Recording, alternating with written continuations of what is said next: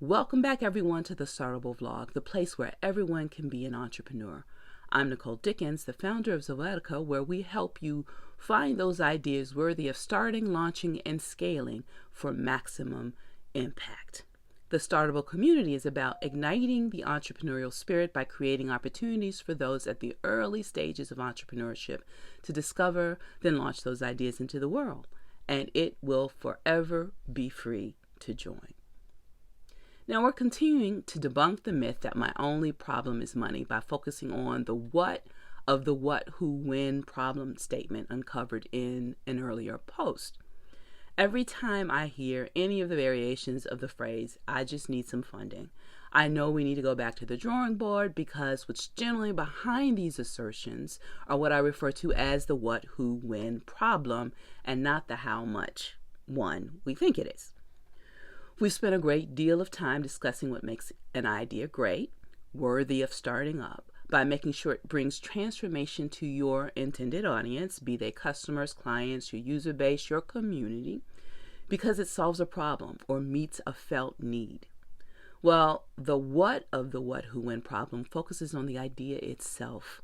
If the idea is actually worthy, it solves a real problem, it meets a real need, and the solution can bring that transformation, that positive impact to a large number of people, I promise you the money will come.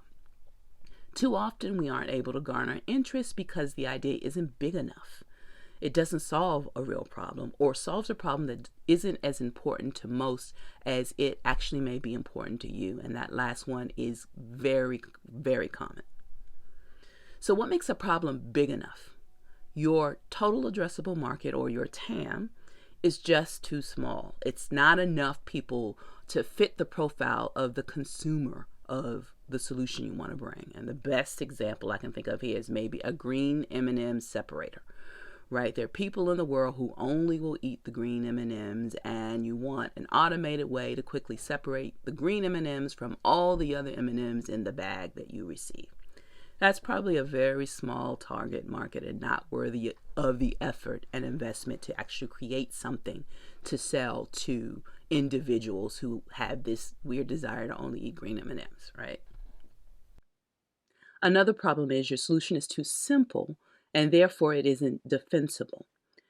And we can take a page out of Robert Kiyosaki's book of Rich Dad, Poor Dad fame, where one of his first products was the Velcro wallet that was waterproof and pretty simple to make. And his first few rounds of producing made him lots of money, but when manufacturers saw that there was a market here, they quickly came in with their larger capital and better distribution models and basically put his model out of business. The last one I think I'm going to talk about is your solution maybe comes out of too narrow a focus. And the best example I can give you here is a lot of solutions we see around sustainability, where businesses are just rejiggering their current processes to meet sustainability standards versus building sustainability into the system because you expect that it's a priority and therefore a building constraint. So when you build something new,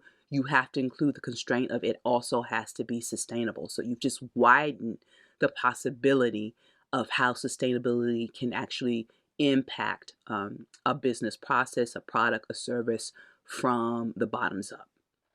So, as they say, it's better to go big or go home.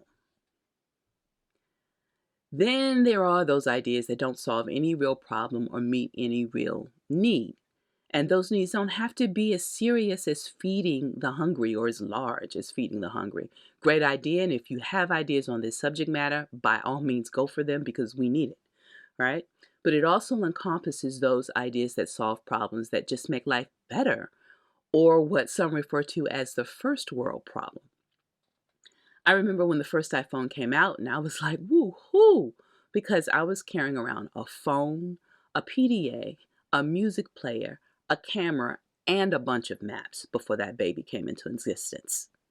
And so my handbag became significantly lighter with just this product introduction, and my back and shoulders just thanked me tremendously for it.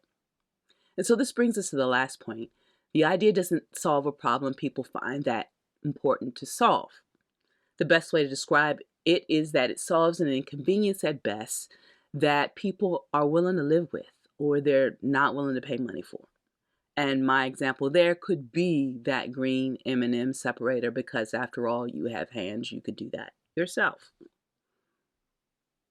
So if you've been telling yourself that your only problem is money, I would encourage you to take some time to rethink that idea of yours, to make sure it's big enough, that it goes after common problems of your target market, that you've looked at the larger ecosystem, and it meets a real need people want solved.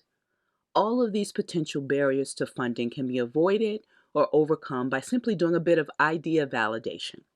And you can do that, you should do this before investing too much time and money into building out the solution. It can be as simple as having a conversation with a few folks who fit your target audience to get you started. So until next time, keep honing that solution-based idea of yours.